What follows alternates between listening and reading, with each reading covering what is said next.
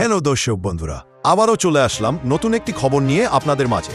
খবরের প্রথমেই থাকবে শিরোনাম, তারপর থাকবে বিস্তারিত। যারা এখনও চ্যানেলটি সাবস্ক্রাইব করেনি তারা অবশ্যই চ্যানেলটিকে সাবস্ক্রাইব করে দিন। একের পর এক অগ্নিকাণ্ডের পেছনে কারণ কি খতিয়ে দেখার আহ্বান। জামায়াত আমিরের মঙ্গলবার 25 নভেম্বর রাতে রাজধানীর মহাখালীর কোরাইল বস্তিতে অগ্নিকাণ্ডে ক্ষতিগ্রস্তদের মধ্যে ত্রাণ বিতরণ শেষে এই আহ্বান জানান তিনি। ডক্টর শফিকুর রহমান বলেন, যতটুকু সম্ভব ক্ষতিগ্রস্তদের পাশে থাকার সাধ্যমতো চেষ্টা করবে জামায়াত। জনমানুষের দুর্ভোগ তুলে ধরার জন্য গণমাধ্যমের প্রতি ধন্যবাদ জানিয়ে জামায়াত আমির বলেন, আগামীর সমাজ গঠনের সংগ্রাম ও লড়াই গণমাধ্যম যেন আমাদের গভীর অংশীদার হয় সেই প্রত্যাশা জানায়। সন্ধ্যা সোয়া 5টার পর কোরাইল বস্তিতে আগুনের সূত্রপাত ঘটে। কিছু সময়ের মধ্যে সেই আগুন চারদিক ছড়িয়ে পড়ে। ফায়ার সার্ভিসের 19টি ইউনিটের প্রচেষ্টায় রাত 10:30টার পর আগুন নিয়ন্ত্রণে আসে। ফায়ার সার্ভিস জানায়, আগুন ভয়াবহ আকার ধারণ করায় বস্তির শতাধিক ঘর সম্পূর্ণ পুড়ে ছাই হয়ে গেছে। কোরাইল বস্তির অগ্নিকাণ্ডে তারেক রহমানের উদ্বেগ। রাজধানীর মহাখালী কোরাইল বস্তিতে ভয়াবহ আগুনের ঘটনায় উদ্বেগ প্রকাশ করেছে বিএনপির ভারপ্রাপ্ত চেয়ারম্যান তারেক রহমান। মঙ্গলবার 25 নভেম্বর রাতে এক বিবৃতিতে এই উদ্বেগ জানান তিনি।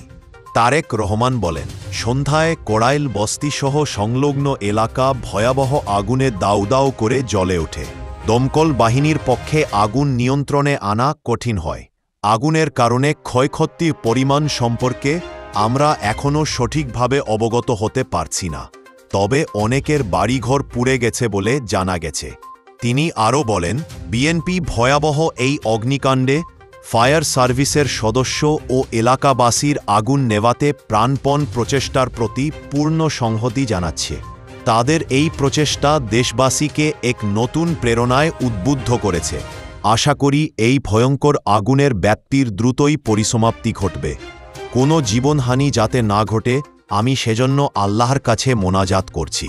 বিপজ্জনক অগ্নিকাণ্ডে ক্ষতিগ্রস্ত পরিবারের প্রতি গভীর সমবেদনা জানিয়ে তারেক রহমান বলেন, তারা এই কঠিন সময়ে ধৈর্যের পরীক্ষায় উত্তীর্ণ হবে বলে আমি দৃঢ়ভাবে আশা রাখি।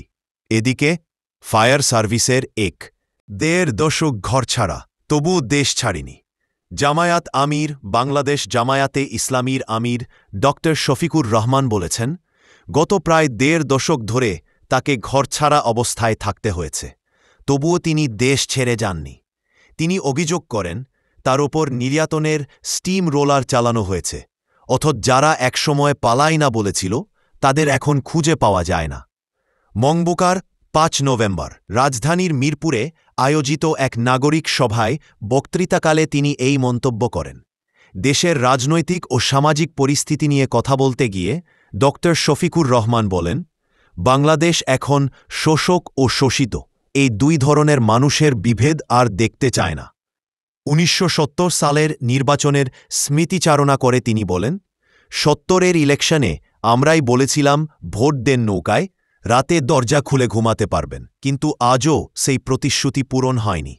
তিনি আক্ষেপ করে বলেন, শুধু সৎ চরিত্রের নেতৃত্বের অভাবে বাংলাদেশকে আজ পর্যন্ত বাগানের মতো সুন্দর করা যায়নি।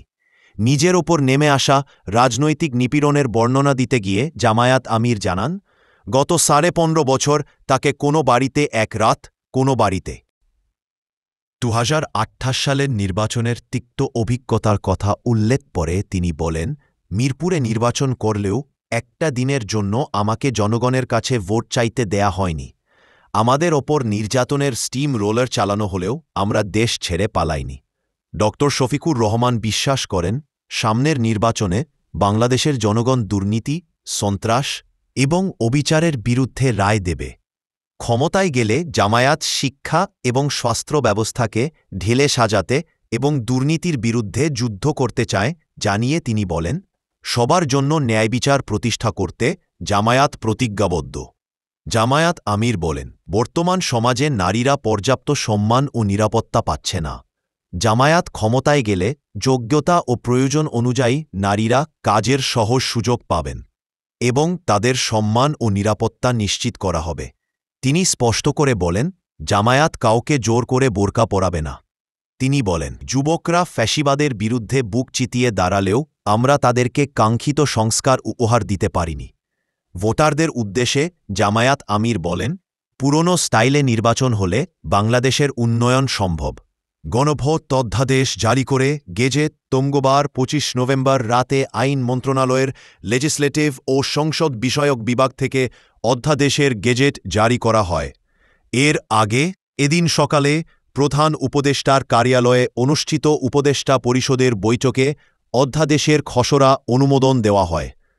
আগামী ফেব্রুয়ারির প্রথম দিকে ত্রয়োদশ জাতীয় সংসদ নির্বাচনের সঙ্গে একই দিনে আয়োজন করা হবে গণভোট। এর মাধ্যমে জুলাই সনদ বাস্তবায়নে জনগণের অভিপ্রায় নেওয়া হবে। নির্বাচনকালীন তত্ত্বাবধায়ক সরকার, নির্বাচন কমিশন এবং অন্যান্য সাংবিধানিক প্রতিষ্ঠান জুলাই সনদে বর্ণিত প্রক্রিয়ার আলোকে গঠন করা হবে। আগামী জাতীয় সংসদ হবে ২ কক্ষ বিশিষ্ট ও জাতীয় সংসদ নির্বাচনে দলগুলোর প্রাপ্ত ভোটের অনুপাতে ১০০ সনদ বিশিষ্ট একটি উচ্চকক্ষ গঠিত হবে এবং সংবিধান সংশোধন করতে হলে উচ্চকক্ষের সংখ্যাগরিষ্ঠ সনদদের অনুমোদন দরকার হবে।